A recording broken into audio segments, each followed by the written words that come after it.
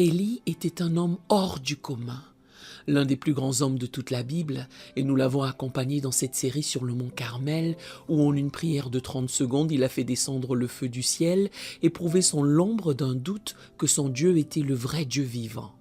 Élie était également un homme patient, comme nous l'avons découvert. Il est resté tranquillement au torrent de Kérit, alors que Dieu préservait sa vie de la sécheresse et de la famine. Alexander White, l'un des grands bibliographes des personnages bibliques, a décrit Élie comme un homme qui est en permanence passionné par quelque chose. Il a une passion de colère contre Akab et Jézabel, une passion de fureur contre l'idolâtrie, une passion de mépris et de dédain pour les prêtres de Baal, une passion de prière, d'intercession, une passion pour la gloire de Dieu. Pourtant, comme nous le savons, la Bible nous dévoile qu'il était un homme aux passions semblables aux nôtres, que c'était un homme comme nous, de la même nature que nous. Jacques 5, 17. Dans le livre de Jacques, il nous est relaté qu'il a prié et que sa prière a été exaucée. Cela nous rappelle que même s'il était prodigieux et qu'il priait avec grande puissance, nous sommes tout comme lui, il est tout comme nous. Élie n'était pas seulement extraordinaire, il était tout aussi ordinaire que nous. Nous l'avons vu non seulement dans ses bons moments, mais aussi dans les mauvais. Nous l'avons vu trembler de peur devant la reine Jézabel, la Lady Macbeth de la Bible. Nous l'avons vu découragé, si abattu qu'il était prêt à abandonner la vie et à solliciter la mort. La dernière fois que nous l'avons rencontré, il était épuisé, démoralisé par tout ce qui s'était passé dans sa vie et son ministère. Il courait à vide. Un jour, tandis qu'il dormait sous un genêt dans le désert, un ange lui est apparu et a pris soin de lui. Si vous vous remémorez l'histoire, l'ange a encouragé Élie à manger un gâteau et à boire une cruche d'eau. Puis, il l'a envoyé faire un voyage de 40 jours et 40 nuits. La Bible énonce que pendant 40 jours et 40 nuits, Élie a erré dans le désert et a tenu de ce seul repas. J'ai fait toutes les recherches possibles pour dégoter ce qu'il y avait dans ce repas. Malheureusement, je n'ai rien pu découvrir à ce sujet. 40 jours et 40 nuits. N'est-ce pas captivant? Un laps de temps notoire dans la Bible. Saviez-vous que lorsque Dieu a détruit la terre avec de l'eau, il a fait pleuvoir sur terre pendant 40 jours et 40 nuits? Lorsque Moïse a intercédé en faveur d'Israël, c'était pendant 40 jours et 40 nuits. Les espions israélites ont mis 40 jours pour explorer le pays de Canaan. Goliath a nargué l'armée de Saül pendant 40 jours avant que David ne débarque pour prendre les choses en main. Dans le Nouveau Testament, Jésus a été tenté pendant 40 jours et 40 nuits dans le désert. Et entre sa résurrection et son ascension, il y a eu 40 jours. Je ne sais pas exactement pourquoi le chiffre 40 est si significatif. Peut-être que du point de vue de Dieu, c'est le temps qu'il faut pour qu'on reçoive le message qu'il tente de faire passer dans nos cœurs. Élie a erré dans le désert pendant 40 jours et 40 nuits, et il est parvenu à la destination suivante, désignée par Dieu. Nous appelons cela une nouvelle montagne, et nous en apprenons plus dans 1 Roi 19, verset 8. Il se leva, mangea et but, et avec la force que lui donna cette nourriture, il marcha 40 jours et 40 nuits jusqu'à la montagne de Dieu à Horeb. Dans la Bible, le mont Horeb est un lieu très particulier, surtout pour Moïse, car c'est sur cette montagne qu'il a vu le buisson ardent. C'est là qu'il a été appelé à servir le Seigneur. Sur cette montagne, le mont Horeb, Moïse a frappé le rocher et de l'eau a jailli pour approvisionner le peuple d'Israël en eau pendant qu'il marchait dans le désert. C'est la montagne où la gloire de Dieu est passée devant Moïse pendant qu'il se tenait dans la fente du rocher. Or, le mont Horeb est surtout appelé mont Sinaï. Horeb et Sinaï sont un même lieu. Avez-vous réalisé cela en explorant la Bible? C'est l'endroit où Moïse a reçu 2 fois la loi et les commandements. Le mont Horeb est le lieu géographique le plus important de l'histoire d'Israël et c'est là que Dieu allait s'adresser à son prophète Élie. Sur la même montagne où Dieu a donné à Moïse des informations pour la formation d'Israël, il va communiquer des informations à Élie pour la réforme d'Israël. Avez-vous constaté que Dieu réserve un emplacement individuel à de nombreuses personnes dans la Bible? Pour Abraham, c'était le chêne de Mambré. Pour Isaac, c'était le puits près de Nahor. Pour Jacob, c'était Béthel. Pour Josué, c'était Gilgal. Pour David, c'était la caverne d'Adullam. Pour Daniel, c'était la fenêtre de l'étage qui donnait sur Jérusalem. Et pour Jonas, c'était le ventre d'une baleine. Ne vous y trompez pas, Dieu peut nous parler n'importe où, n'importe quand et n'importe comment. Aucun lieu n'est dépourvu de sa présence, mais il choisit fréquemment des lieux spécifiques pour nous faire part de ses desseins et de ses plans. Combien d'entre vous ont un tel coin ? Un endroit où vous entendez Dieu vous parler, un endroit où vous vous taisez et prêtez l'oreille. Je ne sais pas si vous avez remarqué, mais nous vivons dans un monde bruyant, il y a du vacarme partout. Nous sommes tentés d'y acquiescer, tentés d'y coopérer. Par exemple, quelle est la première chose que vous faites quand vous montez dans la voiture ? Vous allumez la radio. J'essaie de désapprendre cela, non seulement pour la raison que ce que j'obtiens en allumant la radio n'est pas très encourageant, mais aussi parce que nous avons besoin de quelques périodes de silence dans notre vie. Et Dieu est sur le point d'enseigner à cet homme qu'il aime tant et qui lui est utile ce que signifie avoir un lieu spécial.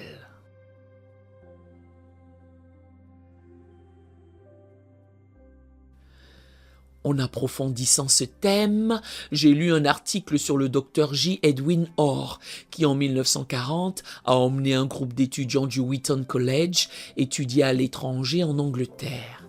L'un de leurs arrêts fut le presbytère d'Epworth. Epworth Rectory sert actuellement de musée méthodiste, mais c'était la maison de John Wesley, le fondateur du mouvement méthodiste, de l'église méthodiste. Dans l'une des chambres, il y avait 2 empreintes dans le sol, là où l'on suppose que John Wesley s'agenouillait régulièrement pour prier. En d'autres termes, sur les lattes du plancher, il y avait un renfoncement là où ses genoux s'adaptaient à l'usure. Tandis que les étudiants remontaient dans le bus, le docteur Orr s'est aperçu que l'un d'eux manquait à l'appel. En retournant à l'étage, il a trouvé le jeune Billy Graham agenouillé dans ses trous, à genoux, en train de prier. « Ô Seigneur, fais-le encore, fais-le encore !» Nous sommes nombreux à avoir un endroit qui nous est propre, dont Dieu s'est servi à maintes et maintes reprises pour apporter la bénédiction dans nos vies. Permettez-moi de vous faire connaître ce que je crois. Tant de bonnes choses se produisent quand le peuple de Dieu vient à l'église. Dieu est à l'église même si nous savons qu'il est aussi dans nos vies. Je crois que la Bible enseigne que lorsque nous nous réunissons et adorons le Seigneur, la présence manifeste de Dieu est là. J'entends parfois des gens attester, j'étais à l'église ce matin et je pouvais sentir la présence de Dieu. C'est à l'église que les gens sont baptisés, c'est à l'église que les gens se marient, c'est à l'église que leurs enfants grandissent et apprennent à connaître Jésus, c'est à l'église que nous disons généralement au revoir à nos proches les plus chers. Dans la parole de Dieu, il y a des endroits exclusifs qui sont d'une grande importance. Et Dieu a amené Élie à un tel lieu, une montagne capitale.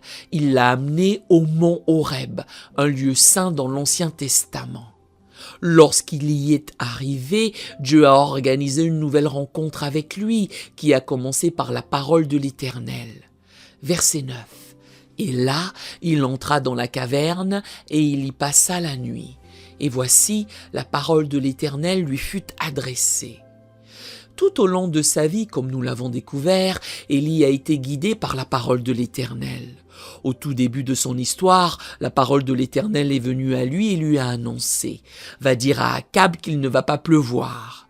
Après, la parole de l'Éternel est venue et a exigé qu'il aille s'installer près du torrent.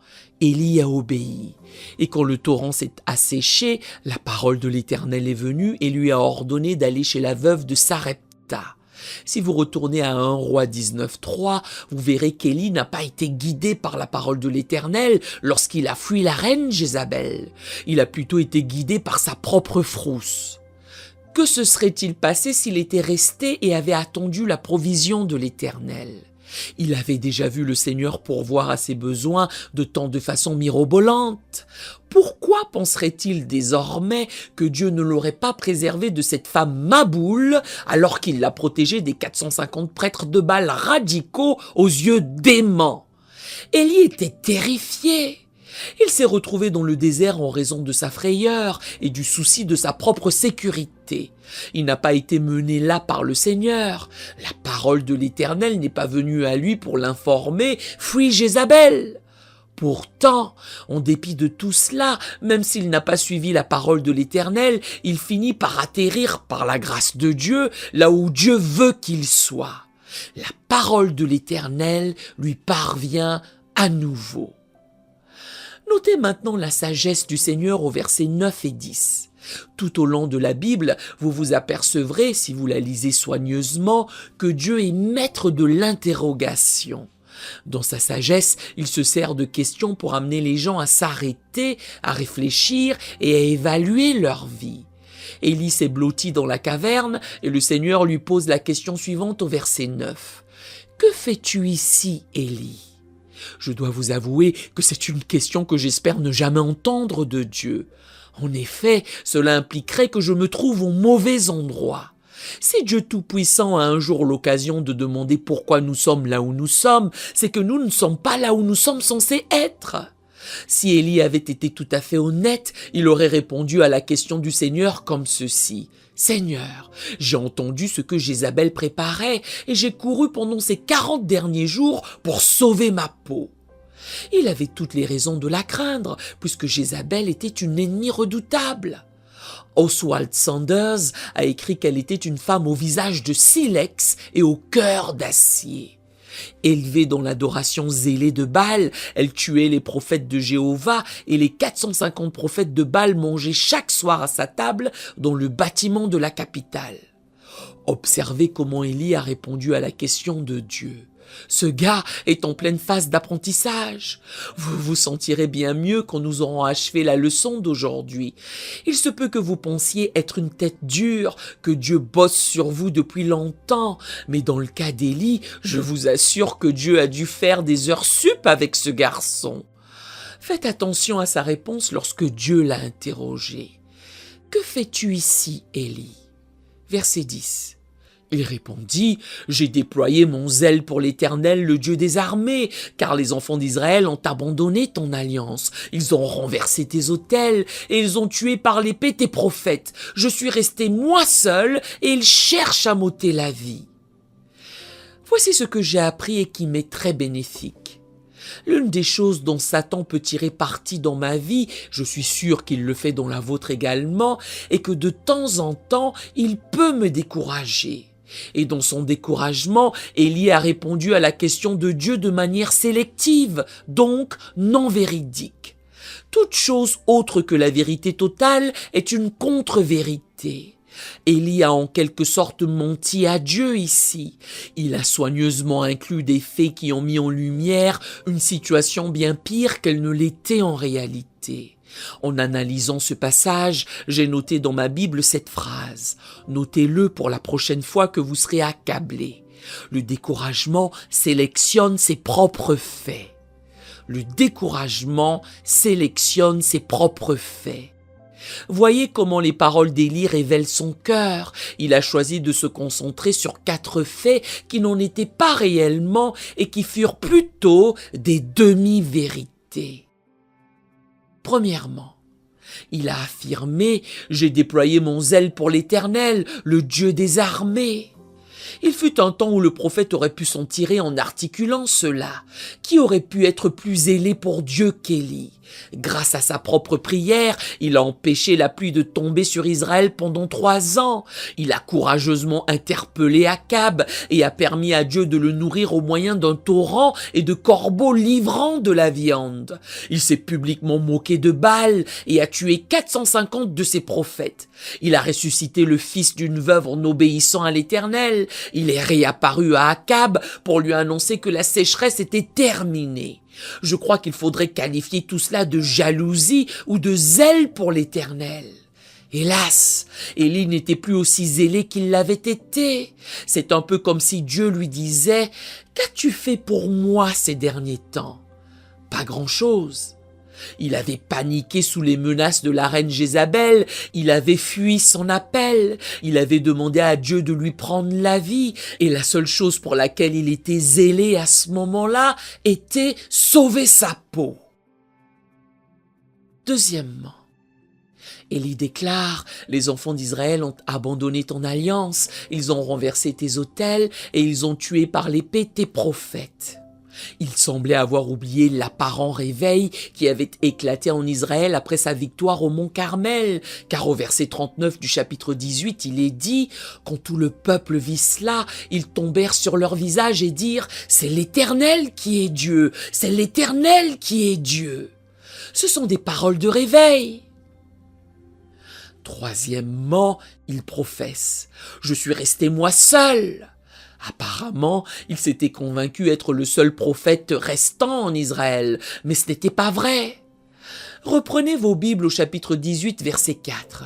On nous divulgue que lorsque Jézabel extermina les prophètes de l'Éternel, Abdias prit 100 prophètes qu'il cacha 50 par 50 dans une caverne, et il les avait nourris de pain et d'eau.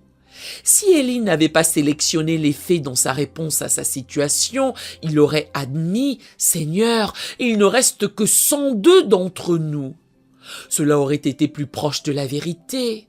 D'ailleurs, nous apprenons plus tard que la situation n'était même pas si mauvaise. Seulement, il a tout fait pour que sa condition paraisse aussi pénible que possible.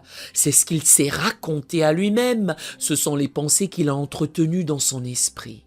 En courant pendant tous ces jours dans le désert, il s'était emprisonné dans une profonde dépression en manipulant sélectivement la vérité.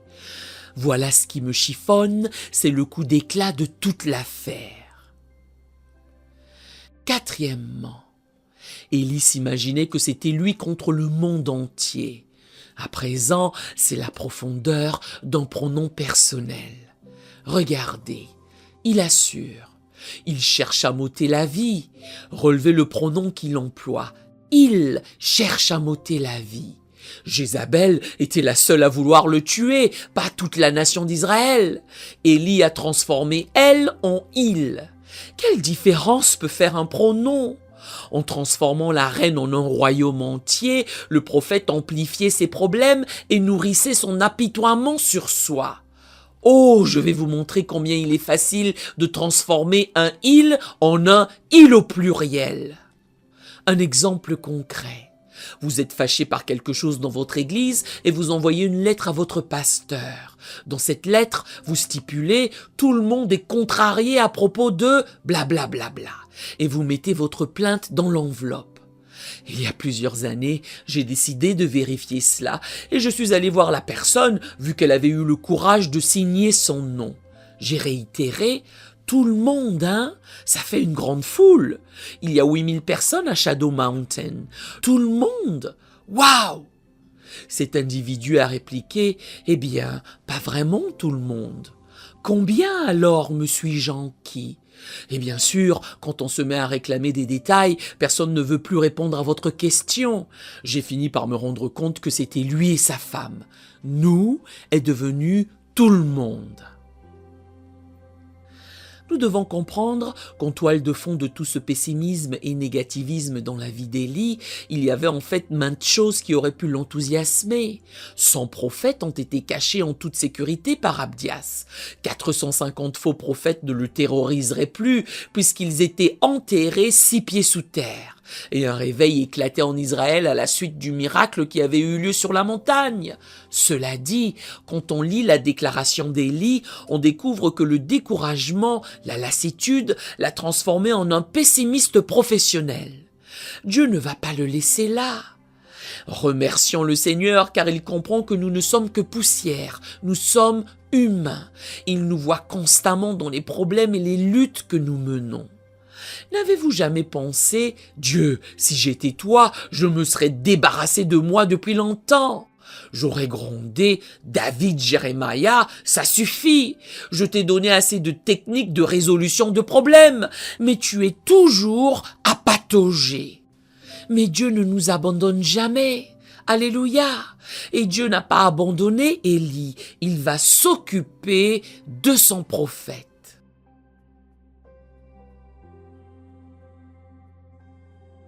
Alors, précédemment, nous avons entendu la parole de l'Éternel, nous avons vu la sagesse de l'Éternel. À présent, j'aimerais que vous écoutiez attentivement le murmure de l'Éternel. Versets 11 à 14. L'Éternel dit, « Sors et tiens-toi dans la montagne devant l'Éternel. » Et voici, l'Éternel passa. Et devant l'Éternel, il y eut un vent fort et violent qui déchirait les montagnes et brisait les rochers. L'Éternel n'était pas dans le vent. Et après le vent, ce fut un tremblement de terre. L'Éternel n'était pas dans le tremblement de terre. Et après le tremblement de terre, un feu. L'Éternel n'était pas dans le feu. Et après le feu, un murmure doux et léger. Dans l'Ancien Testament, les tempêtes, les tremblements de terre, le feu annonçaient généralement la présence de Dieu. Prêtez attention à ce qui s'est passé lorsque Dieu a rencontré Moïse sur le mont Horeb, qui est le mont Sinaï, et qui lui a donné la loi. Exode 19:16 confie que lorsque cela s'est produit, il y eut des tonnerres, des éclairs et une épaisse nuée sur la montagne. Le son de la trompette retentit fortement et tout le peuple qui était dans le camp fut saisi d'épouvante. Et au verset 18 du chapitre 19, la montagne de Sinaï était tout en fumée parce que l'Éternel y était descendu au milieu du feu.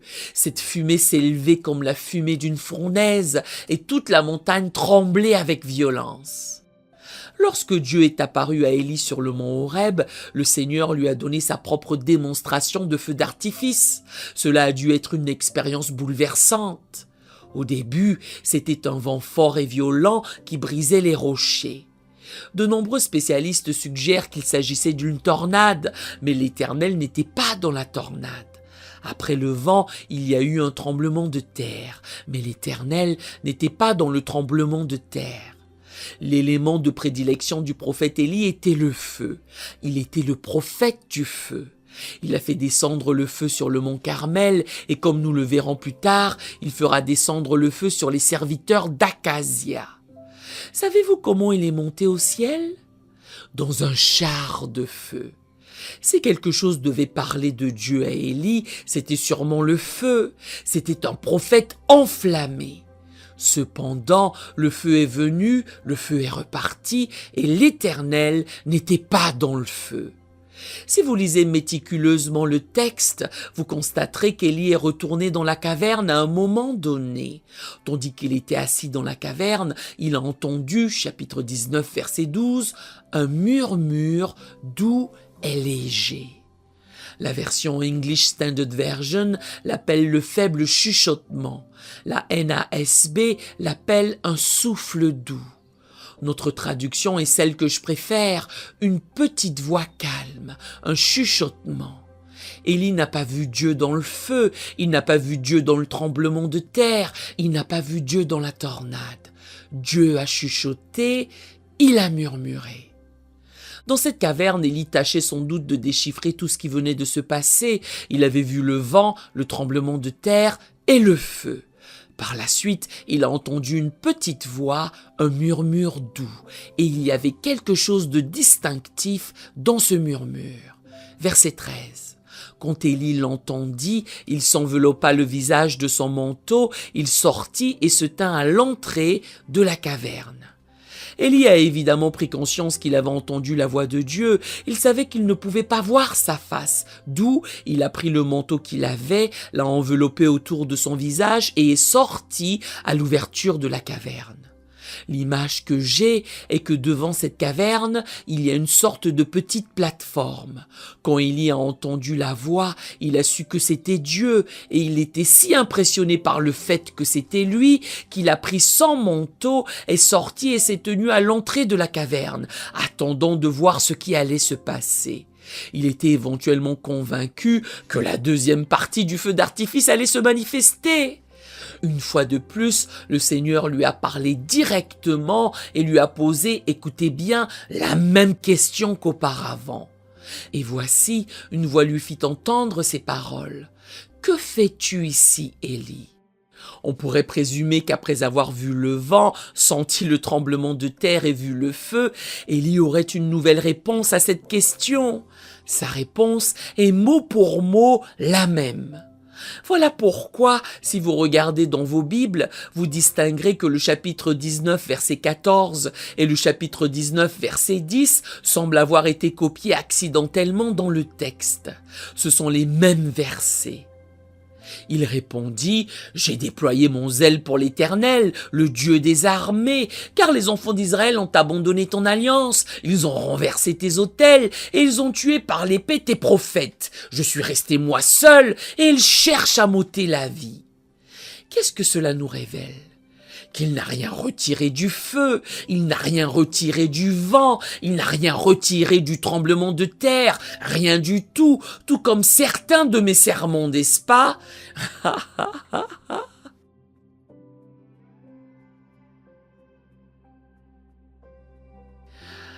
Mon ami Warren Wiersbe a soutenu: il est difficile pour certains d'appréhender que Dieu agisse rarement par le biais du spectaculaire et du colossal. Quand il a voulu fonder la nation juive, il a envoyé un bébé, Isaac. Quand il a voulu délivrer cette nation de l'esclavage, il a envoyé un autre bébé, Moïse. Il a envoyé un adolescent nommé David pour tuer le géant philistin, et le garçon a utilisé une fronde et une pierre. Quand Dieu a voulu sauver le monde entier, il a envoyé son fils tel un bébé faible et sans défense. Et aujourd'hui, Dieu cherche à atteindre ce monde par le ministère de vases de terre comme vous et moi. Le vent, le tremblement de terre et le feu n'ont pas changé la vie d'Élie. Il est toujours là où il était avant, mais Dieu va faire deux choses pour le sortir de son abattement. Tout d'abord, la nouvelle mission qu'il lui donne comprend une nouvelle affectation. Quelquefois, lorsqu'on se sent déprimé et qu'on s'apitoie sur soi, il faut juste se remettre en route. Combien sont reconnaissants que Dieu vous ait donné un travail, que vous ayez un emploi? Occasionnellement, lorsque je me sens un peu à plat à propos de quelque chose, je n'ai pas le temps de l'être bien longtemps puisque le dimanche arrive. Il faut vous remettre au travail. Quand vous le faites, tout d'un coup, dans le processus, vous sentez un certain équilibre revenir dans votre vie. Voici ce que Dieu a verbalisé à Élie au verset 15. « Va, reprends ton chemin par le désert jusqu'à Damas, et quand tu seras arrivé, tu oindras Hazaël pour roi de Syrie. Tu oindras aussi Jéhu, fils de Nimshi, pour roi d'Israël. Et tu oindras Élisée, fils de Shaphat, d'Abel Méhola, pour prophète à ta place. Et il arrivera que celui qui échappera à l'épée de Hazaël, Jéhu le fera mourir. Et celui qui échappera à l'épée de Jéhu, Élisée le fera mourir. » J'essaie de cerner ce qu'Élie doit ressentir à ce moment-là. Il est encore un peu dans les vapes, essayons d'assimiler tout ce qui se passe. Il a pu se sentir vaincu, il a pu délibérer, je pensais avoir éliminé le balisme, mais il est toujours en vie. Toutefois, le Seigneur était déterminé à éradiquer cette maladie du pays d'Israël, et il avait 3 armes secrètes. Le roi de Syrie, un prophète en herbe nommé Élisée et un roi nommé Jéhu. Élie était celui qui allait allumer la mèche sur ces 3 hommes. Pour autant, le Seigneur n'en avait pas fini avec lui. Et il n'en a pas fini avec vous ou avec moi. Aussi longtemps que nous serons sur cette terre, Dieu aura une tâche à accomplir pour étendre son royaume. Vous et moi avons un but. Vous et moi avons un appel. Je me demande si Élie a été déçu. Peut-être qu'il avait en tête que Dieu avait des missions plus spectaculaires pour lui, plus de gens à ressusciter des morts, plus de montagnes sur lesquelles faire descendre le feu. Mais Dieu a soufflé: « Élie, il est temps de cesser de pleurer sur le passé ou de fuir le présent, mais grand temps de préparer l'avenir. » Ce fut alors le ministère d'Élie. Dieu lui a donné une nouvelle assurance, le verset 18 étant une sorte de post-scriptum « Je t'aime » de Dieu à son prophète. Élie: « Je laisserai en Israël 7000 hommes, tous ceux qui n'ont point fléchi les genoux devant Baal et dont la bouche ne l'a point baisé. » Dieu a certifié à Élie que son ministère n'avait pas été un échec. Il y avait 7000 personnes dans le pays d'Israël qui étaient encore fidèles à Jéhovah Dieu. Chaque fois que vous vous sentez cafardeux, laissez-moi vous montrer à quoi vous devez faire attention. Vous serez tenté de faire deux choses, magnifier le mauvais et minimiser le bon. Élie a fait les deux. Il a surestimé la force de l'ennemi et sous-estimé la force de Dieu. Mais Dieu s'est occupé d'Élie par la démonstration de sa gloire, par la petite voix calme, par la nouvelle mission et par l'assurance qu'il y en avait encore beaucoup d'autres comme lui en Israël. Nous abordons à présent la fin de cette partie de l'histoire. Je voudrais que nous nous concentrions sur un point essentiel à retenir de cet épisode de la vie d'Élie. C'est une leçon vitale pour notre époque. C'est un message que j'ai besoin d'entendre. C'est une chose que vous devez entendre. Nous sommes si souvent persuadés que l'œuvre de Dieu réside dans les grandes choses que nous faisons, dans les grandes manifestations que nous créons, mais la véritable efficacité de ce que nous faisons ne réside pas dans les grandes manifestations. Ce n'est que le catalyseur. C'est ainsi que Dieu attire notre attention. La véritable puissance réside plutôt dans l'engagement personnel individuel que nous avons les uns avec les autres et avec Dieu. Même si nous remercions Dieu pour toutes les grandes campagnes d'évangélisation, elles ne sont probablement pas plus efficaces pour atteindre les gens pour Christ, selon les valeurs et la vision de l'éternité, que les opportunités individuelles que Dieu nous donne chaque jour. Donna et moi avons eu une brève expérience à ce sujet. Nous sommes retournés à l'église que nous avions fondée en 1969 à Fort Wayne, dans l'Indiana. Cette église a débuté avec 7 familles, croyez-le ou non, dont 4 bâtiments de maisons mobiles. C'était notre église. L'une des choses qui avait émergé au cours de ces premiers jours fut la réalisation que je ne savais pas comment conduire les gens à Christ, puisque personne ne me l'avait appris. Tout à coup, je me suis plongé dans un moment de crise, vu que j'étais pasteur d'une église de 7 familles. Et je vous promets qu'il n'y avait pas de transfert de croissance dans cette église. Si je voulais avoir de nouvelles personnes, je devais aller les chercher moi-même et leur parler de Jésus. Par la providence de Dieu, je suis entré en contact avec une méthode d'explosion d'évangélisation pour partager sa foi. J'ai appris à le faire et j'ai enseigné à d'autres comment le faire. Pendant les 12 années où j'étais à Fort Wayne, c'est à peu près tout ce que je faisais. Je prêchais le dimanche et je visitais les foyers tout au long de la semaine. J'y suis retourné pour notre fête. Des frères et sœurs y avaient organisé une fête. Ils ont invité tous ceux qui allaient à Black Hawk Baptist Church à cette célébration. Donna et moi sommes restés là et nous nous sommes entretenus avec tous ceux qui venaient nous voir. Cela a duré environ 1h20. Je me rappelle lui avoir déclaré sur le chemin du retour que la chose la plus importante pour moi est d'écouter les gens. Il ne disait pas « Tu te souviens de quand nous avions ce super culte à Black Hawk ?» Rien de tout cela. C'était plutôt « Pasteur, tu te souviens de quand tu es venu chez nous et que tu as conduit ma femme à Christ ? Tu te souviens de quand les enfants voulaient te voir, que tu es venu et que tous nos enfants sont venus à Jésus ?» J'ai entendu cela maintes fois. Pendant tout ce temps, le témoignage du murmure doux et léger n'a cessé de se faire entendre. Et si l'on y réfléchit à la lumière de toutes les grandes choses qui se produisent de nos jours, on dira sûrement « c'est quoi ça en comparaison ?»